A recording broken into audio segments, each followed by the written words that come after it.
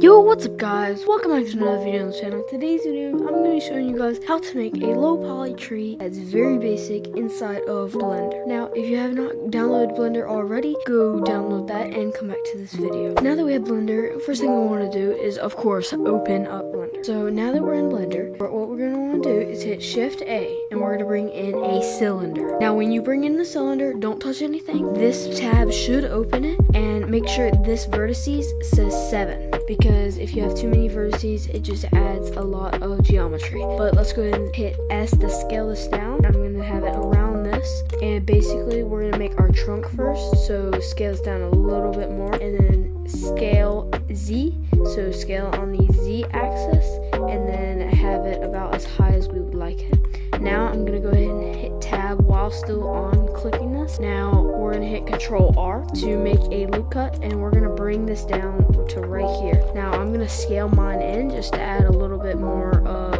fancy into it. So something around these lines is going to do for me. And yeah, something like that. I might grab this and either scale this in a little bit or scale this out. Scale this up a bit, and then I think that should work. Now what we're going to want to do is hit right click and shade smooth by angle, and make sure it is around, get it however you would like it. I like to make sure that down here is still flat and does not have any texturing issues, and up here is still flat once again. Now we have the trunk done. We're going to go ahead and make the branches real quick. First, I'm going to fix this problem that I see right here, which mine looks a little too tall. So I'm just going to fix that by scaling on the X and Z axis. So Z, scale Z, and get it about as high as I would like. Now what we're going to want to do is click on this, hit Shift Duplicate, and RX to rotate on the X axis.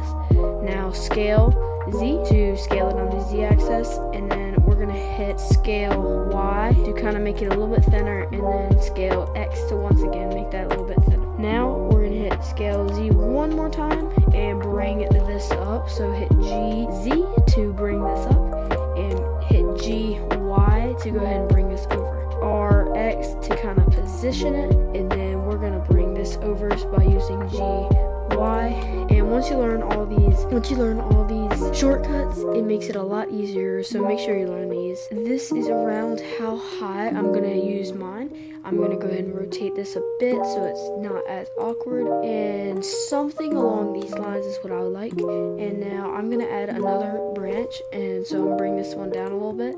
Shift Duplicate to duplicate it, and then hit RX to bring another one on the side.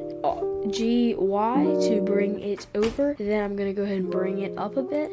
RX once again, and I'm just going to go ahead and get this all how I like it, which is going to be somewhere along these lines. So once again, this is going to be around how I want mine. Now what we're going to want to do is select this whole thing and bring it over with GY.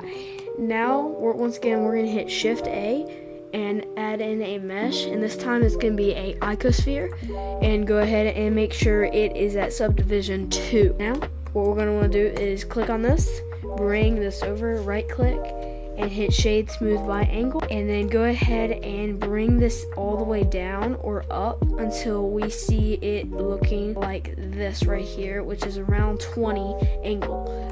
So now we're gonna go ahead and once again bring this back over here by using GY to bring it over. Now GZ to bring it down a bit, and I'm gonna go ahead and click on the X view. So now we're gonna go ahead and bring this to where I want it. So scale this down a bit so it's not so big, and you just like this. You can do these however you would like. I'm just doing this based off of what I have done in the past. So yeah, you can play around with this a bit, but I have found that it works pretty good if you do something along these lines. But basically that's basically the modeling part done. But you guys, I think this is gonna wrap it up for today's video. Roblox Studio is not working for me, so go ahead and export this model that you have into Roblox Studio and go ahead and color it with whatever you would like. But this is gonna be the end of the video. I hope you did enjoy it, and if you learned something, go down below, hit that like and subscribe button, because it really helps me out. And we just hit 100 subscribers. We get to 200 by the end of the month. But I'll see you guys later with the next. But I hope you guys have a great rest of your day. Peace out.